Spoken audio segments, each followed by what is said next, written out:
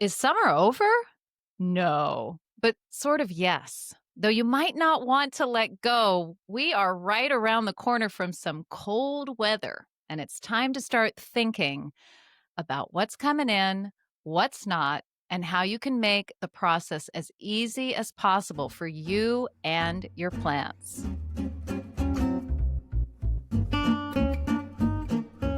She's Marianne Wilburn. I'm Leslie Harris, and you are listening to The Garden Mixer. So what are we talking about? We're talking about, Was my introduction not clear enough? Come on, Leslie. I thought it was pretty clear, but just in case people's minds were wandering, mine tends to. I'm talking about plants, tender plants, the great migration, the mad stash, according to Margaret Roach, who that is the best phrase ever. And I have totally stolen it. But every time I do, I give her credit. So is it really stealing? No, I don't think so. I think she'd be very happy with that. So you got to get these guys ready to come in.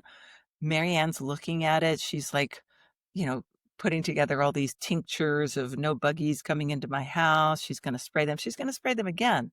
Leslie is ignoring the problem until later, at which point she may get out a hard hose to say goodbye to her buggy. So there are lots of different ways to think about this, but I would listen to Marianne a little bit more than me, but I have some easy hacks if you're a lazy one like me. Don't forget that at the end of this program, we are going to give you 2 fabulous plants in the section called Damn, I Wish I Had Planted That, right? Yeah, right. I think you represent 96% of the population that actually gardens. So that's actually about 5% of the entire population. Just bring it in the house. Well, maybe clean it off a little bit. Yeah, and I'm going to OCD a little bit about it, but I'm really not. I'm going to be giving you what it's a good idea to do. And especially if you're a little bug phobic, a lot of people, when I'm talking to them at conferences and talk about houseplant vacation and getting all those plants outdoors and letting them soak in the sunlight, the first thing they say is, what about the bugs? And so we're going to talk about the bugs, and you can decide to deal with it in a very, very structured way or in a Leslie way. Or you can just be somewhere in the middle, which is probably where I'll end up falling, depending on time and energy, etc. And by the way, full disclosure, Leslie is currently suffering from the greatest moth Moth? invasion in her garage. I'm killing over 100 a day. Wait. Okay, you just admitted to killing moths on the air. They're in my house. I can't Could we shoo talk them about out. this in an off-air meeting, please, before we tell these we end up with hate mail? What kind of moths are they? Are they just tell me they're Asian moths, and then it'll all be okay. Surely they are Asian. I know I don't want them. They are invasive. And let's move on. But I also had more common problem for most people. I think they're pantry moths, and I think they got under the grass seed and had some babies. Oh, that's or something. different. I think aren't those Indian pantry moths or something? I think the common name is something like that. In any case, one would hope. I also have a pretty good invasion of fruit flies right now. We have pets in the kitchen.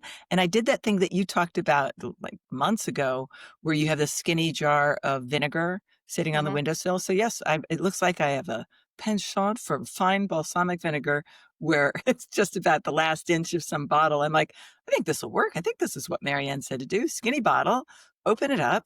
They dive into the vinegar, and that is their, shall we say, ultimate swim. They don't tend to be able to get back out as long as you've left the pouring spout on there and made it difficult. Sometimes they can get back. Have you just left the bottle open? Yeah. Yeah. They're only going to get into that liquid if they're really stupid. Which could happen. Otherwise, they're just going to look up and go, oh, look at that large hole. You want to make it difficult, so leave the little thing that's on the top of the vinegar, that you pop off to clean it out, and then pop that back in. Leslie, it didn't come with one of those, but let us just hope that they're deeply stupid. I mean, after all, they're related to me. They're my pets. What are you drinking tonight? I am having a very fine Côte de Rhône, and a lovely sip of, let's see what it is. Le Prince de Courfeyson. How did that sound? Très joli. And for somebody who went to a country school and only had French on Tuesdays, I thought your pronunciation was stellar. I realized that I really need to say something about that in a little mini Claret Corner. A country school is actually, I believe, a private school. I went to a rural, a Different. rural country, different kind of country. Okay. I was Not thinking your like little, Greenwich Country Day not, School, yeah, you know. not your little Connecticut country school. And that suddenly occurred to me last week when I looked at that and I thought, hang on a minute. Yeah, Isn't maybe that those like a private schools, 30,000 a year?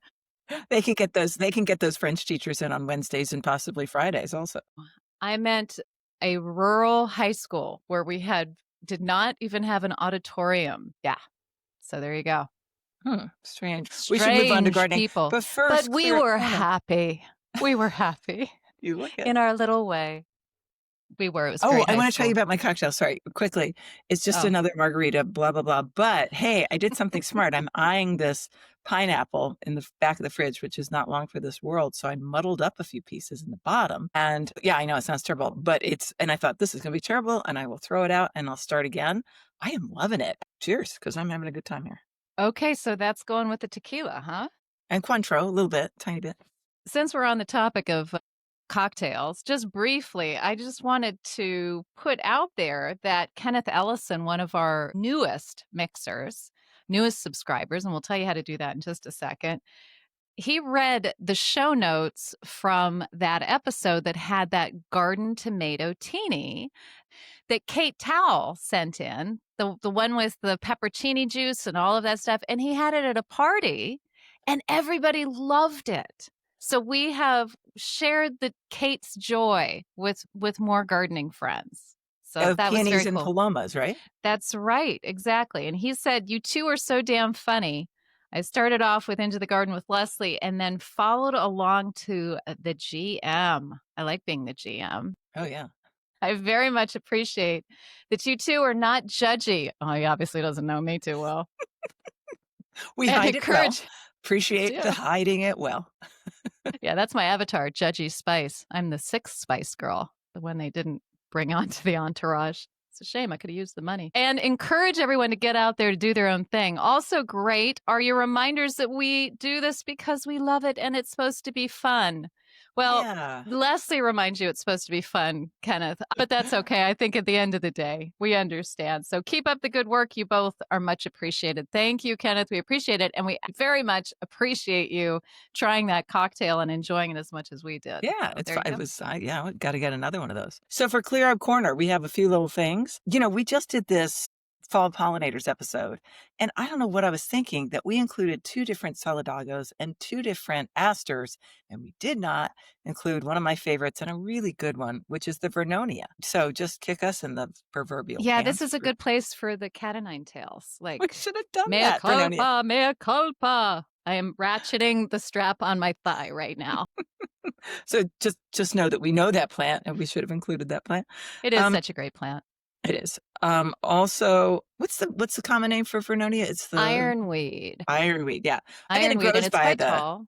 it's quite tall. There's some cute little, cultivars that they're coming out with. It grows by my railroad tracks that I pass by a lot, and it just makes me so happy because it's making a lot of pollinators happy. So, Yeah, there's Vernonia. some tall ones, straight species, very tall, but there's some other ones. I'm growing, is it summer swan? Ooh, I don't wanna go to Clear Up Corner for this next time. For the Just third, like for the 3rd time, but but there are some there short are some lower. cultivars. Yeah. Mhm. Also, Sir Joseph Banks, we were talking about, botanizing and going on the high seas. He was not on the Bounty because we had a moment wondering whether he went with Fletcher Christian and the ladies, on the island, or Or whether he Sister was like, Christian. "No, definitely not Sister Christian." Or did he squeeze into that boat with Captain Bligh saying, "Huh, how's your Uber rating? I don't know. Are we gonna get back to solid ground?" Turns out, no, he wasn't even there. So I know about this because, like, the first information that I had that said he was on the Bounty, I went to what everybody knows is the truth, the internet, which said he wasn't on the Bounty. So you got the first information from the internet and the Uh-huh, second information from the internet. uh-huh, uh Right. Were there any books involved at all? Any? Just one Who has less. time for Just that? one primary source. How would I would have to go to, like, the resource You would librarian have and to say, do some research? Damn "Oh my it. god, I'd rather do it online." Outrageous. Oh, and one Outrageous. other thing about Solidago, I talked about the shorty eye because I wanted to talk about a shorty one because, what was the name of yours? The one that you grow that was not short? Fireworks. Yeah, fireworks. So I'd grow a little tiny solidago, but I couldn't find out what it was. I was like, but wait, haven't I tried to establish this habit, which is a good one, which I want to share with listeners of whenever I buy a plant? I mean, you know how I am. I'm not going to make that label, but I take a photograph of the label from the nursery. And therefore, on your iPhone, or maybe on one of those other phones that I don't know much about, you can search for it simply by putting in the word solidago, and it popped right up. And mine is actually You see, this label thing, Leslie, there is a syndrome called oppositional defiance disorder, and I think you might have it. shut up, Just the one that I actually bought, I typed in the word Solidago and up popped the photograph in 2 seconds of Little Miss Sunshine, which is an insipid name that probably has made Marianne unhappy, and yet it is the name of the Solidago that I grow. So that's just a hack. I mean, taking a photograph of that label can be helpful.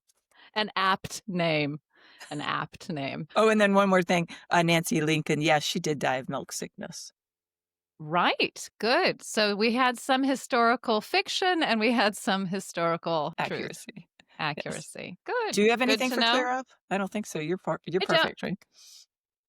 far from it, but I don't have anything All to right. add One more to thing to clear this. up, and that is if you're interested in becoming a paid supporter of One More Sip of the Garden Mixer, which is our in between podcast that we put out on Substack, please hop onto the Garden Mixer at Substack and support us. And that way you're going to get a whole other episode in between the weeks where we don't do the full on episode. Yeah, we've And just that is done how a you do it. couple really great ones. One on beekeeping and Mhm. one on botanical names. And in fact, one of our founding mixers, Jenny Nelson, wrote in and said, "Can't you give that botanical names one philanthropically give it to the universe?" So we will in time, but in time, Jenny, we're having an executive meeting about that. Yeah, So the board must meet. the board Meanwhile, has yeah, to we meet. are putting some things behind a paywall because if you love us, you're going there, and we really appreciate that. We sure So, do. ideally, we don't wanna do a mad stash, right? Right. Yeah. Right, we don't. Yeah, I mean, because apart from that it's hard on the plants, it's hard on us. Yeah, It's that, "Oh my gosh, it's gonna be what tonight?" And you're running around, and it's usually probably a night that you're giving a party or that you're, at the emergency room or something, something. and it's just so much better if you have a little bit of an idea and a plan of what needs to come in it doesn't have you don't have to get obsessive about it, just having an idea of what comes in so you don't have the mad stash and it becomes more of just a gentle stewardship of the plants that you adore. Sounds like you should be wearing a halo. No, it does make sense because it's better for the plants, it is better for you, and it makes it you could just make it part of your gardening routine as we go toward cooler temperatures. If you get caught out, if a sudden, strangely cool night comes upon you and you are worried about some plants, get out the beach blankets, you can throw something over them to protect them for that night, and then kinda get on it the next day, hopefully when the sun warms you up a little bit. Ideally for me, I'm trying to get plants completely treated for bugs that I feel comfortable bringing them in.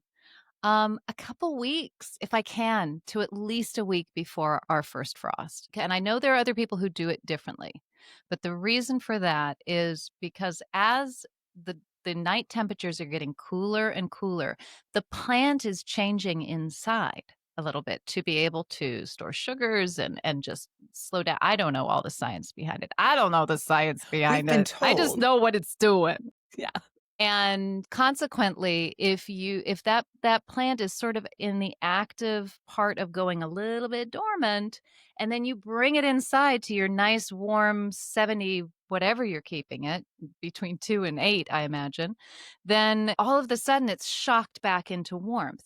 And it's shocked back into warm dry. And warm dry, if you are not a lavender in the middle of Provence, is not so great. So we want to try and make it as easy to get these things from one environment to another so they don't freak out and drop all of their leaves and then look horrible and ugly. To be clear, the plant will probably live through that, but if you want it to be an attractive indoor plant, then it won't be that attractive indoor plant that you're looking at outside. So that's actually a way to help you get organized in terms of scheduling. If you're like, "No, that's the begonia that goes by the front door," bring that in nice and early so it'll adjust very well. It can be in 45 degrees, but if it's in 45 degrees night after night and you bring it into 65 or 70, it will be sad. Now, I had somebody at a conference once say that he waited until the very, very last minute because then he was sure that all the bugs were gone. And I was like, I did, what am I going to do? Argue with him right up there on stage? Like, that's not the way that I do it. And I don't think that the bugs are all gone just because it's gotten cold. Otherwise, they wouldn't be back in the spring. I ain't no entomologist, but I'm pretty sure those guys are able to hunker down and come out and see you when you bring it Ooh, in. it's a little chilly for a couple nights, and we're good. Wow, that comforter looks good on that bed over there. Maybe I'll go infest that. Right. So everybody does it differently. You just have to figure out what works for you. And if you have been bringing your plants in and not treating them for bugs and you're getting bugs in your house, that's probably why. And maybe just try something a little different so that it works for you. If you've been doing it all this time that you're bringing them in late and you've got the plants that are good with that, then more power to you. I absolve you from having to do anything any worse than that. But first things first, scan your garden, walk around your garden, glass of wine in your hand, cup of tea in your hand, and look at what we're looking at. What is it going to be? And don't just look at the house plants that are coming into your house, but look at all of your subtropicals and your tropicals and your tenders, depending on your zone. And think about what it's going to mean, how much time you're going to have to take. And then go look at the inside of your house and figure out where some of those are going to go. Because if you have a plan for it, it's no big deal at all. Like Leslie said, you've got that big begonia. You know that big begonia goes over there in the corner. Maybe this year you want to put it somewhere different, but you know where that different space is. It was really jarring moving from such a big garden to a tiny one and also big, not a big house, but I had this fabulous glass porch that we heated in winter so I could bring anything in. And I really didn't need to think about bugs very much because they weren't really in my house. They were just a little bit in my house. So coming here to this small house, the first winter I was just all of like, I got to do this and I got to do this. And I set up the 2 guest rooms to be sort of looking very planty, but it didn't look good. They were just plants hanging out in front of windows, and I tried to make them look good, but yeah, it didn't look good. So the next winter, because it's only been 2 so far, I was a little bit more harsh, and I put a lot of things in the garage, which has those funny little windows at the top of a garage door, in other words, very little light, and I was very pleased with the amount of plants that survived that situation. That is a room that would get down to well, we had 9 degrees a couple of times, so it probably got down to 30, but not for extended times in freezing weather, usually in the 40s or 50s, I think, worked pretty well. So you can experiment with some things, and that's another great way to prioritize besides prioritizing the ones that are really beautiful that you want, to look at beautifully houseplant all winter, is to prioritize, well, how sad would I be if this one died? And how sad would I be if that one died? And have different levels of care possibly, right? Yeah, which ones were you putting in that garage? Let's have some names. Come on, bring them out. Oh, yeah, yeah. So the Clivias. Yeah. Yeah. And they went into stasis. So the leaves stayed. They didn't look great, but they made it through. Oh, I took little cuttings of that Tradescantia, that the one that's well, I guess it's sort of related to what they call the wandering Jew, but it's white and green variegated. Pistachio, Yeah, that probably, and one. I that Yeah. came through beautifully. I had probably 12 little pieces of that at the end of the spring, and right now I'm overflowing with it because I stuck it into whatever little container planting I Did was putting together. Did you do that in the garage or did you Yeah, do that in okay, so I might try that next year in the garage or this year, I guess, in the garage. I will take little pieces of that and cheat just like you did by popping them into the back of houseplants where I can't really see them and they're yeah, not, but they're getting bigger. They like the moisture, they like shade, they're good, and the houseplants are getting watered and they're also pretty tenacious. And yeah, that's a great way of just getting all you got to do, folks, is get like I don't know, foot's worth of plant that you can make into several plants in the spring. That's all you right. gotta do is just get it to that point, so it doesn't really matter how it looks. Yeah, no, that's a brilliant idea to actually keep it inside if you have a cold garage or don't have a garage. Mhm. Another one that I did put in the garage with success was a plectranthus, and I can't remember the name of it. It's just the fuzzy one from, Australis or something. But that's a sun-loving plant, and that just is sort of like, "Oh gosh, really what you've done to me this winter, I'm not loving it." And as soon as spring came, I put it outside and it was all good. Is that the Okay. Argentatus? That one That's that it, not Australis, Argentatus, yeah. okay, alright. So that did okay in your garage, huh? Okay, okay for Like, I it got lived. through so you could take Yes. tip cuttings and then yeah, so if you can remember, if you are not in production and having to stock a nursery, you're just trying to get this mother plant through. That's all you need to do. So, Yeah. yeah, yeah. All right, let's go through what you do, Mhm. in your most OCD, strategies of bringing something in. What do you use? When do you do it? How I know you do it twice sometimes. Tell us the stuff. Well, a couple weeks before I'm going to bring them in, I scan them. I look and see that this just for the house plants really that are going into the main part of the house. And these are really strong house plants. I call them long-term commitments in my book, Tropical Plants and How to Love Them, blatant plug. And by And the way, if you wanna know more about this subject, go and buy that book because it has it all. Go ahead, go ahead. yeah, obviously I've got to plug it myself because Leslie's not going to do it. I was going to, I forgot. So what I will do is I'll look at the plants and judge if they've got a bug problem. Most of the time they don't. They've been outside and it's fine. The times that I see a bug problem, it's always mealybug. That's the one that I go, ooh, I don't want to see any sign of that. And it'll be on the pot or it'll be on like a finial that's in the pot or under the side of the pot.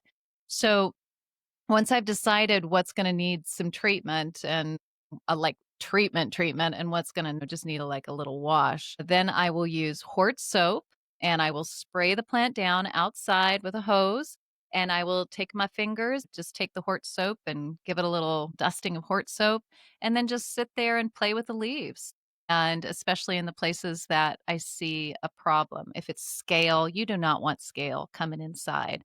Chances are in February, March, you're gonna see some scale by that point in the season because some of it will have somehow come up through your soil or what have you. But if that's what scale does, it is in the soil, actually. It can yeah, Disclaimer, we're not entomologists. We don't want the bugs, but we don't know much about the bugs, so big we just know we disclaimer. don't want them. I know what they look like. I know how much I hate them. Okay, that should be enough, right? And so then I will go through and with the soap and get those off, and it's very satisfying with the scale, especially if that's the problem. And then I'll go through and spray it down with a hose again, and then spray it with horticultural oil. And I do this in the shade usually. I'm not doing this like at the beginning of the day when the plant's just about to get fried from the sun and I spray it all over with oil and go, "Hey, enjoy yourself." Little baby oil for you. Wait till your dermatologist finds out about this later. And so if I've done that 1 week, I'll usually do it again the next week, just check it and make sure that it's all good, and if I'm seeing anything, I'll treat it a second time, and then I'm good to go. So that's more of my OCD thing. Yes. I have a question. Um, This so we're talking foliage and pots because, pots can have nooks and crannies too, right? yes. Are we talking about pulling out the plant and looking at roots? Do you go that far?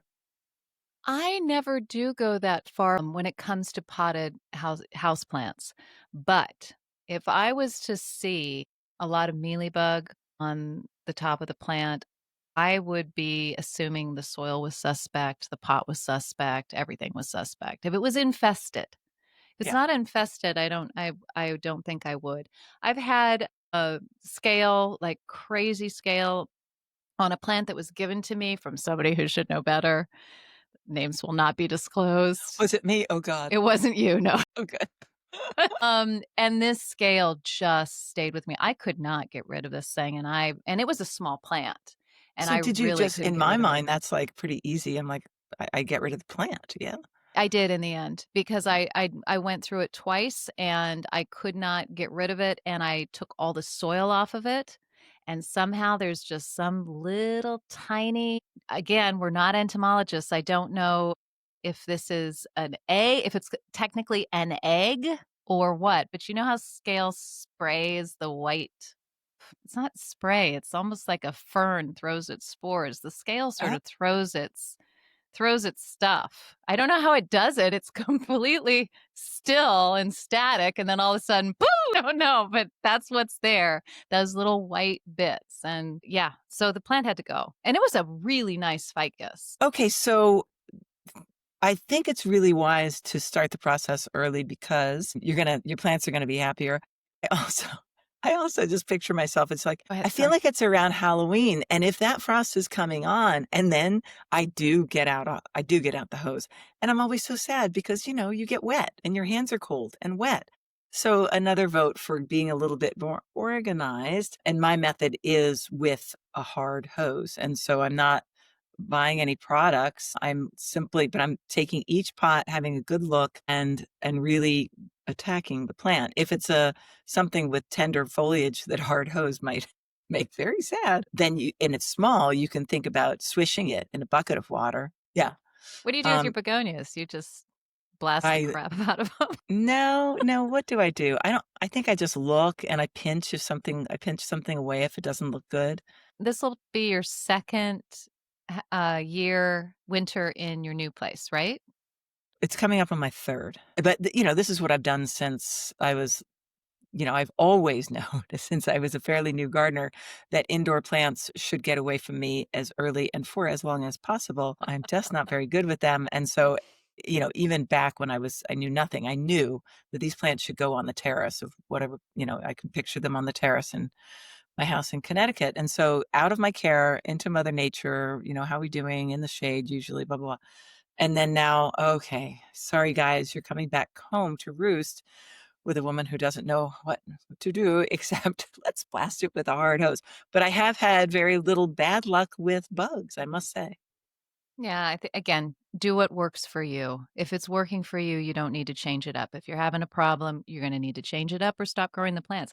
I don't adore houseplants. I've got a few that I'd feel really sad if I didn't have because I've had them for a long time, but I'm not one of those people who needs to have the garden around me all winter long. I look forward to having the garden outside. I do get claustrophobic here in my office. I have my bromeliads come in here because it's a nice sunny room and I'm constantly looking at them so I can get on top of the fact if they're drying out or what have you, and I can keep the humidity higher. They sit in stone or pebble.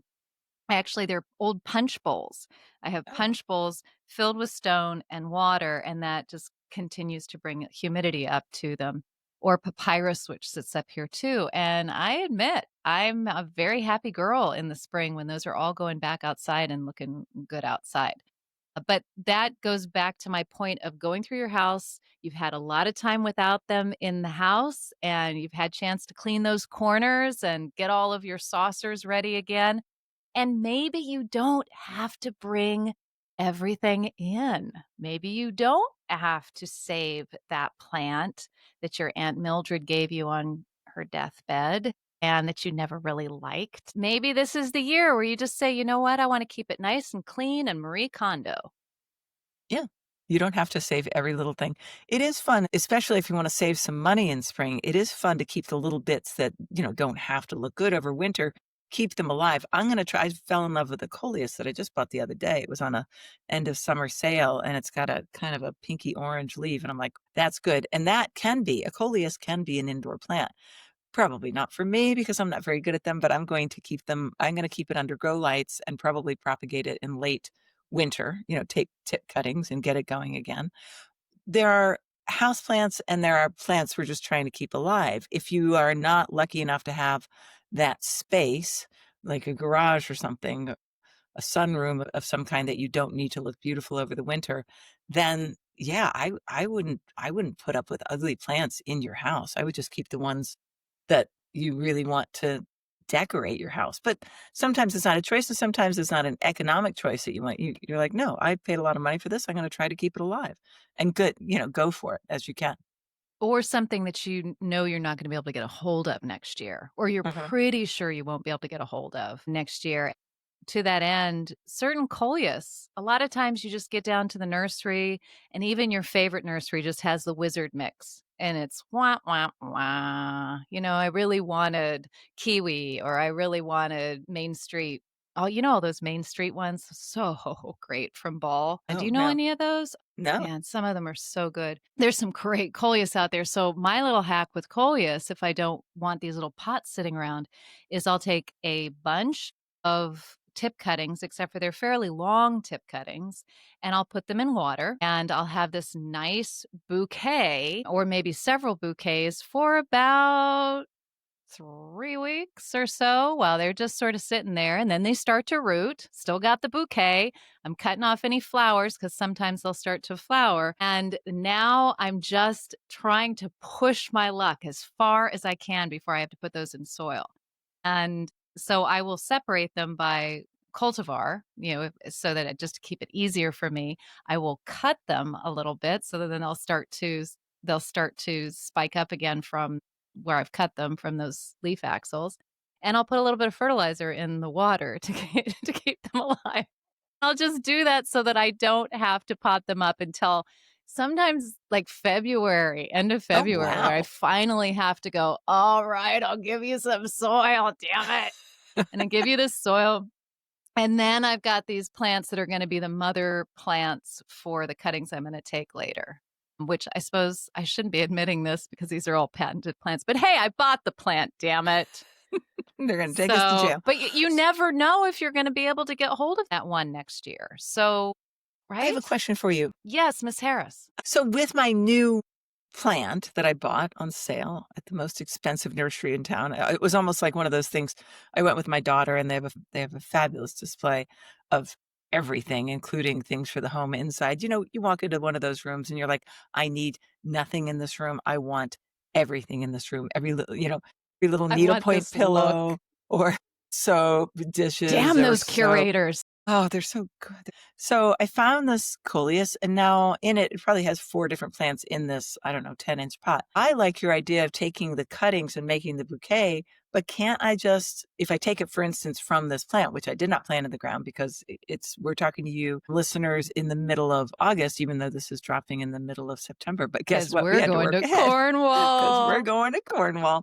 So That's we had to work right. ahead. So can I, if I make that bouquet the way you described, can I just keep the roots, not putting pressure to create new roots, keep the plant in roots and try to keep that under grow lights all winter? What do you think? Yeah, you totally could, except that the soil's gonna be drying out. So it's easier for me to just keep a vase topped up with water Ah, and keep an eye on that somewhere where it actually looks pretty than have some poxy little pot sitting on a table that needs watering every time I look at it. gotcha. So that's the reason I do that. I mean, it's You must have to completely. change out the water though, right? You'd have Yeah, a okay, science and experiment. and and the roots get really, really tangled and amazingly, congested, but you just pop it out. Don't use a container where it's thinner at the top than it is at the bottom, or you will be Right. sad. Yes. Um, but when you pull it out, you can pull them apart, you trim a little roots. I mean, again, the whole point is I'm just trying to make you live. Yeah. I'm just trying to get you to live, and then in sort of March, I'm gonna start paying attention to you like a really bad boyfriend. Oh, you're looking good there. You can do "Hey, something for me. baby. Hey, what Hey. you doing? What you been Hey." doing lately? So tell us about, because you're the expert who wrote the book, Tropical Stop Plants and How it. to Love Them, which is actually a fabulous book. She arranges It's it. not as gimmicky as it sounds, believe It's me. kind of gimmicky, I got to admit, but she arranges it like a dating guide so that, these are best friends with benefits. These are summer romances. There are some plants that are just not worth it, even for somebody who's going to work as hard at it as Marianne will. And can you name a couple of those? Ferns are terrible, like the Oh, Kimberly fern or ferns are terrible. Yeah. I mean, there are some ferns that will do fine in that situation that you were just talking about, sticking it into your garage. Cretan oh, brake fern rabbit's will foot do well. fern, so Rabbit's foot, easy. which a kangaroo fern, those guys, now you're going to have to check on them a little bit more than you would on your dormant, dark storage plants, but they will get through. And that's great. Now, your Nephrolepsis species, your Kimberly queen fern, your Boston fern, they are just going to make your garage look like hell. They're gonna make your bathroom look like hell. You're gonna feel like you don't have a green thumb. For those of you that are keeping them alive and are instantly filling my inboxes with how great you are, I know you're out there. You are better than me. I'm not worthy. I'm not worthy, but I'm not I have my limits. I know what my limits are sometimes, and I don't want to do that. I wanna make it as easy for me as possible, so I'll invest in a new fern if I want that next year. But Yeah. creation and Um, break fern are expensive as hell, so uh, throw them in that basement. I got a really cute, pretty actually, palm tree for a situation where I needed to fill a hole. They're in that summer romance category, right? They are for me. I have to do a criminal confession right now. I'm Ready. ignoring Ready for yet another. to this one is yeah, maybe it's not criminal, it's neglect. I mean, can I be brought up before a board on that? I bought a couple of Rapsis, just your sort of bog standard ferns, your Home Depot ferns. And I bought them to fill holes, like Leslie was talking about, knowing that they would just be summer romances in my house in the summer, because I am not going to try and keep those alive. I just wanted a little bit of jazz in the house, just a little bit to make me feel better about the lack of house cleaning that was going on.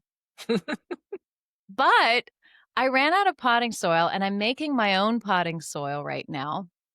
And except for that takes time and effort and energy. And I haven't had any of those three things. And so they haven't gotten new potting soil. So they're sitting in these cruddy little black pots, just getting drier and drier because they're so root bound when you get these things. The water is just going right the heck out of them. So I finally put them outside in the shade so that I can hit them with the hose. And now my summer romances for my summer home are just being kept in stasis until I execute them. That is so wrong. That's so wrong. But there you go. So This is yeah. so you should have just thrown them on the compost pile. I guess, but they would have been totally healthy. You know what I should have done? What? I should have put them in the house when I had to go away for a conference when my husband was here, and then blamed him when they were Oh, dead yeah. when I came back. Good That would have been plan. great. Yeah, Michael that would would have been never a see great through plan. that. Never would have seen through that. He would have known. He was like, "Oh, I killed the palms. I'm so sorry." I'm like, "It's okay. Take me out to dinner." So that is usually why I shy away from buying those plants because it is I got them on sale, but it's still a fair investment and it's not the greatest if you're not going to use them. Don't buy something you aren't not going to use. Another category of the book is called Best Friends, and we're actually gonna talk about that on the One More Sip that we're recording just after this that'll drop. Oh, I don't have my calendar, but sometime in September. And Best Friend Dormant Plants, and Marianne will go into detail about that. That's sort of the gateway category when you start to move from your summer romance that you bought you enjoy. I'm using summer romance the real way that I use it, which is you enjoyed it for the summer outside, not like I was just pointing a hose at these poor palms, but you enjoyed that mandevilla or whatever it was for 6 months. And then it made you go, ooh, I sort of like these subtropicals and tropicals. Now we move into, could I actually store them? And the answer is yes. But which ones you use can determine the future of your tropical adventure, how much work it takes, and how lazy you are. No, that's the wrong word. How busy your life is. That's a better word. You see, I'm trying to get over that judgy spice thing. But these best friend plants, as I term them, they are just so solid, and you don't have to put them under lights. Right. You don't have to water them every week. You're checking on them every 4 weeks, and they're going into a place that's just kept above freezing. So we're going to talk about that on One More Sip, and I think that one is going to be dropping on the 26th. So if you wanna get So onto Substack and sign up to sponsor the One More Sip portion of the Garden Mixer, and let's join just then you can go to Substack and do that. But let's just tease with a couple of ones, come on, that you can do that with. I mentioned Clivia, my Plectranthus, your banana, say, and what else? Clivia is technically you're putting that into green stasis. It's not going fully dormant. I'm Right, talking right. you're wrapping these things up into bags, boxes, and shoving them away like Christmas decorations. Oh, so like caladium corms. Yeah, sort of. Caladium need a little bit warmer storage. They're really not best friends. But canna, brugmansia, plumeria, and that's all we're gonna give you. Okay. I can tell you though that I took a chance on my Brugmansia last year because I'm still trying to figure out my funny little microclimate, and I had a beautiful one that I hauled out of a huge pot, and I split it into 3 hunks, and out of the 3, 0 survived. But it was worth the effort. No, I left them in the ground. I left them in the ground, so I Oh, you didn't do left the them in the garage garage. So thing. you Yeah. didn't have anything. Did you mulch? Anything? Yeah, I did mulch, and I just assumed that it was gonna be another Charlottesville, "Oh, hey, we got down to 22 a couple nights," but we had a real polar vortex at one stage, so I'm okay with that. It was a calculated risk. I'm gonna do Brugmansia again. It's a lovely plant, and I will One more keep it. question. Yes? Did you do all this root, cruelty in the fall, or did you do it in the spring? In the fall, which you specifically told me not to do. I remember Okay, this, teacher. okay. Um, No, stop it. Grasshopper said, "I'm doing it anyway." Do not do this. Okay, meaning try it again, Les. Try it Yeah. again because you were messing with those roots, FFS, and then you told it to, okay, I'm going to completely take away all of the wonderful places that you put those roots and you got your home, and I'm going to shake you up and then I'm Yeah. going to make you go through this winter. So try And let's again. put it in. I think it was basically fairly cold soil when I actually executed this task. These guys had very little hope, but I will try it again, and I will do it the Will right you, way. though? Will you really? We'll see. Probably not. All right. Okay. So All righty. So after we've gotten through all of that, all of the walking through, scanning, then you decide where they're going to go in your house and you decide you don't want them or you do want them and then you wash them and all of that. Then the big deal is you got to keep an eye on the temperatures. You've got from this point onwards, you've got to be watching the weather. And I admit that after our sort of really definite last frost in spring, I stopped watching the weather. I look for rain when it's a drought. I just assume it's going to be hot, humid, pretty unreasonable out there. I'm going to hope for some rain, but I'm not watching the weather with a strong eye. That's for the spring and that's for the fall and that starts now. yeah, that starts now, but do keep in mind what I just mentioned at the beginning of the show. If you have that one dip, look at the extended weather because you might have more time than you think you do. Still, these plants are going to thank you cellularly and aesthetically On a if you cellular level. on a All cellular of my level. cells, thank you. Thank My you every for not cell for in my not body. saying, "Oh, 45 is normal," and then, "Oh, no, wait, we're back up to 70." Enjoy your Yep. plants and bring in, start the process so it's not the mad stash, right? Right. So, what are our listeners saving? We actually asked this question on our One More Sip committed community and our garden chat on Substack. And we had a couple answers. Melissa Scott, who is gardening in southern Oklahoma, she's newly A, but she's probably more like 7B. Completely sympathize, Melissa, because that's totally my situation, except for one zone removed. She loves her colocasia black coral, and it has a beautiful dark, dark, dark petiole or stem. You might as well just say stem. And she, am I really doing this on air? Okay, and if you're listening to the audio version of this, you might wanna hop right over to YouTube and see what Yeah, what was going on move there. on over. She'd successfully overwintered hers over the last year with mulch, but this winter it succumbed. And so she's going to be obtaining more and digging them up each fall. And what she's alluding to is that thing that we really should do, which is experiment, like Leslie was talking about. Isn't it great if you could manage to get these through the winter? And how would you ever know if you don't try in your zone? So what I like to do is take a little bit of that colocasia, dig up a couple of those corms, and put those as insurance divisions into storage and then mulch the heck out of the others and see if they live. Now, if they do come through, that's fabulous. And then you have to decide, but I like them when I've got really nice big plants in May because I've been starting them early from the ones that were in the garage.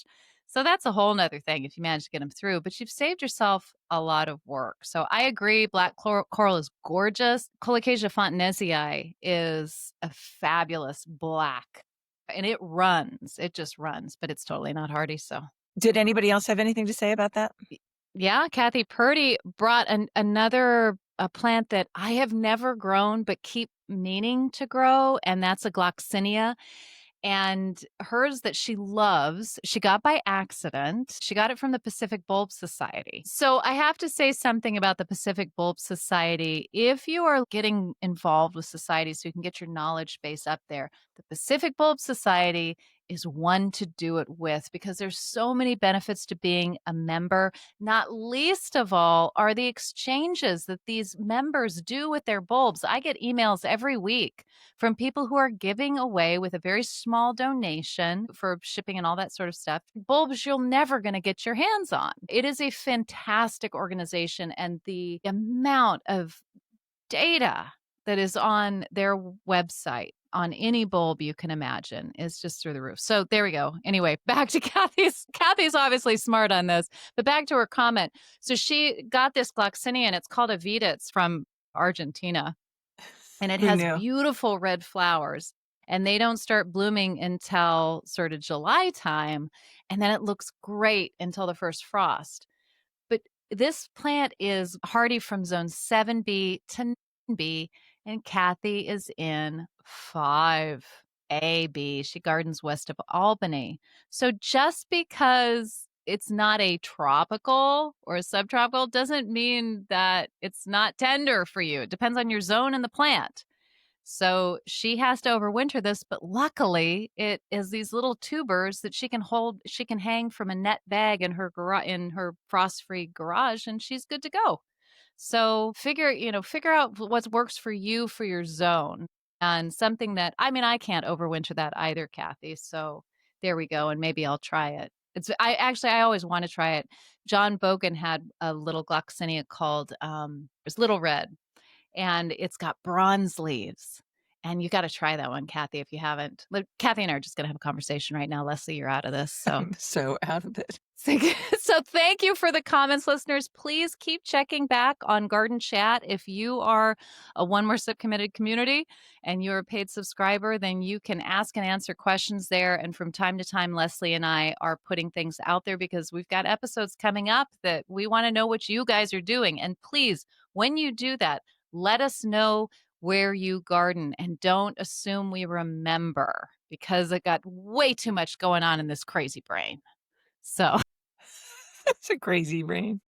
Hey, we've got some new paid mixers, do we not? we Part of our do. committed community. We have Renee Palmer, Heidi Reed, Sherry Toad, and Trish from the great folks at Manorview Farm in Maryland, which is a fabulous wholesale nursery. And of course, Kenneth Ellison, who shared Yeah. with us, as we said earlier, that he was working on his castor beans, right? Did we Yes, talk and he about sent that in the last yeah, and his episode? photos Yeah. made it onto, I know, the YouTube version of that episode. Did you pay him for those photos? I did Kenneth, not. please don't sue us. I mean, I thought he gave permission. His lawyer might not think so. We have to say our comment that we got on YouTube last week, Right. I forgot about which that. is great. It wa Which it was made hold on, me laugh so hard. I'm reading it. I'm in the car with my husband on the Jersey Turnpike, and I just laugh out loud. He goes, "What is going on?" I said, "This is the nastiest little comment. I can't tell Marianne. She's sensitive, you know." no, you can tell me, girl. She said so I don't even remember which episode it was, but there's just some random person says, "The lady in the glasses is straight up mean, especially to her co-host. Hard pass." Yes. But I think she starts out the comment by saying, "I'm new to the garden mixer." So I'm like, "Oh, goody, we snagged a new We one. got That's great. one. We hooked one." We got one. And S- and then she goes, "Hard pass." I'm like, "But so why do you even bother to make this comment if you're giving us a hard pass? Don't just go on with your day." I mean, I know. really? I mean, I had to. The only thing that sort of like strung a little hard is like, oh, the lady in the glasses. That's who I am now. So just for the record, listeners, Leslie's the lady in the contact lenses. Oh yeah, I'm completely blind. After I lost mine, one of them in my eyeball for 11 days, I kid you not. I was like, "Yeah, I'll just do the glasses from this new indignity. Here I am without glasses. Here I am, without The glasses. lady Can't." without the glasses. I'm still just as mean, though. So, there we go. So mean, especially to me, especially to me. Especially to Leslie. So, we you know what? We love the comments however they come, and if they're mean like that, I think we're gonna have to use them. Don't send mean comments just because I wanna laugh at them. All right, damn, I wish I All right. planted that. This is the section where we talk about plants that, you might be looking at your garden at this time of year. This is mid-September when this drops and you're like, "Oh, damn, I wish I planted something that was making me happy right now." We've got a couple. Mine, shall I go first? Yeah, you go first. Okay. You see, I'm not always mean. Come No, on. no, Leslie, go so first. generous. Mine is actually, we're gonna be moving into, as we get into winter, there's not all that much growing. I'm sure we'll come up with living, growing plants, but mine is more of an idea, and it has to do with hydrangeas. So at this time of year, your little limes and limelights are taking on those rosy hues. Your Annabelles that started out white are, that fabulous chartreuse. So how to preserve these things? You might have seen these extravagant and very tall, very full arrangements of dried hydrangeas. And just to give you an idea, those are very simple to do. I'm not good at arranging, I'm not good at drying, but here's a little trick. If you just cut them, the good looking ones, when they're starting to turn. So at about this time of year, or even earlier, you could do it in August. If it's a good looking one that somehow has remained kind of with a preserved look, I'm sure you could do it later. Cut them, put them in a little bit of water, just like an inch, maybe 2, so that the water eventually evaporates and they take on slowly this dry. Persona. Yes, this dry persona. They become a dried arrangement plant instead of a living plant, and they look good. I mean, the ones that I cut quickly without thinking about much, just cut, cut, cut, cut, cut. I need something for my condo up in Greenwich, and my daughter has a very good selection of limelights and little limes. They're still there. We're not living in that apartment because they had a little chimney fire and they're living there.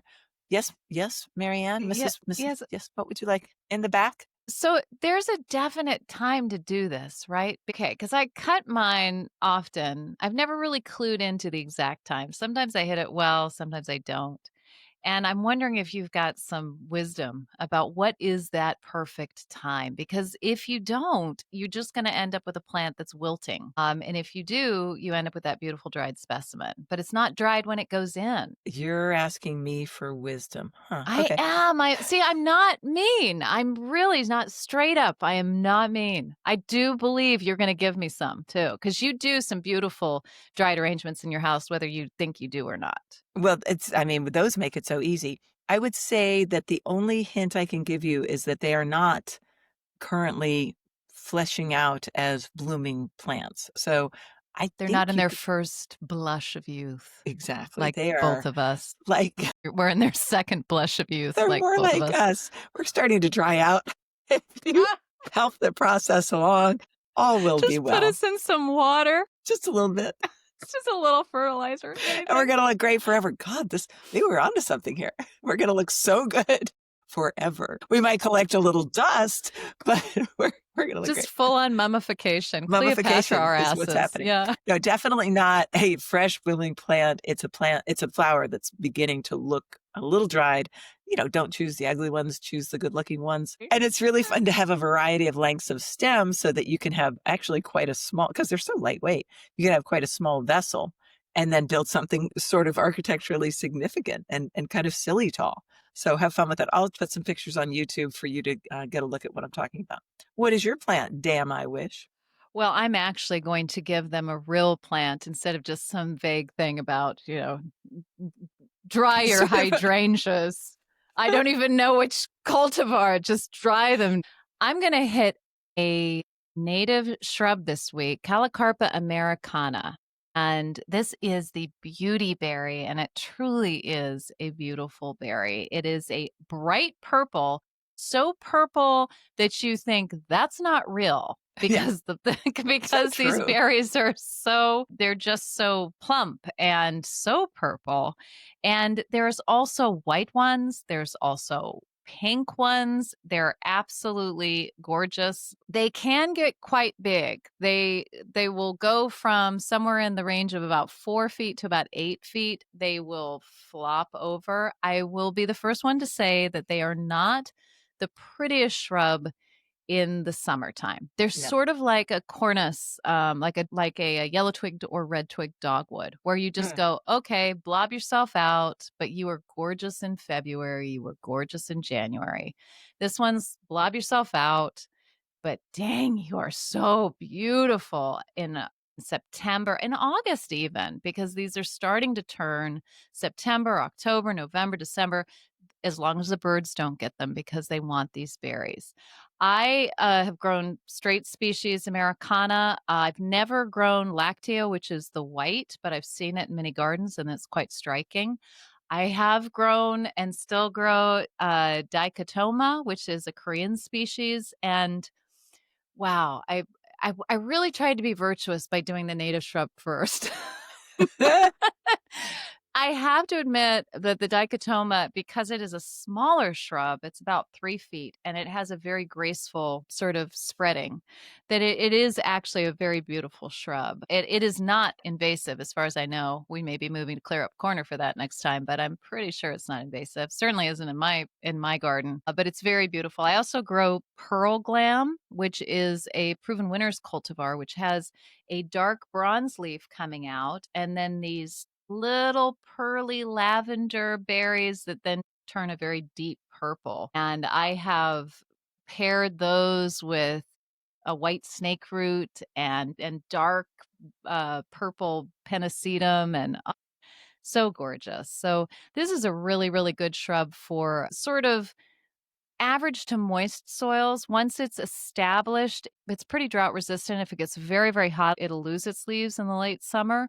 But if it doesn't, if it's not a crazy hot, crazy dry summer, you're going to have yellow leaves in the fall. So it is a 3 season shrub. You grow this, right? You must grow this. Well, here's the sad story. I grow what must be, I don't think it's the Americana because it doesn't get as big. It probably gets 3 to 4 feet. It's covering a lot of territory up above that retaining wall in my back. And I'm pretty Oh, sure the gardener who lived here before wanted it, but it self sows everywhere. is that So the for me, Americana? I don't think so because it doesn't get any more than 5 or 6 feet tall. I think it's an Okay. Asian, and I think it's invasive. So we'll come back to this on Clear Up Corner. I'm trying to kill it because, I have one up high that I'm appreciating, but of course, that means I'm gonna have others. But I'm trying to kill it off because there are just so many more interesting things that I wanna grow, and Right. I know you're a big fan of berries, but they're too far away for me to appreciate. I do wear contact lenses, my eyesight is poor, and I'm like, And "What?" screw the birds. What the hell? I know. No, there are some beautiful winter berries up there. The thing with calicarpa is that it blooms on new wood, and it berries on new wood. So you can cut it down to, which is Leslie's obviously trying to do, to That's 6 what to I'm 12 doing. inches Uh-huh. every year, and it goes, Every time "Thank I'm up you. May there. I have Yeah. another?" And it just gets bigger and bigger. So I may have to eat my words about dichotoma. I have truly, I've never had little ones pop up that I've ever seen. I don't know if that's what you have, but you know what? If you are one of our One More Sip people, please write in and tell us if you have any experience with calicarpa because Yeah. it truly is a beautiful shrub. And even Love if you're coral not, you glam. could reach out on Instagram, you can reach out on Yeah, YouTube, and you can reach out on comments at thegardenmixer.com, which is our email. I think it's a fabulous plant. I just wish it were better behaved and I want to grow other things.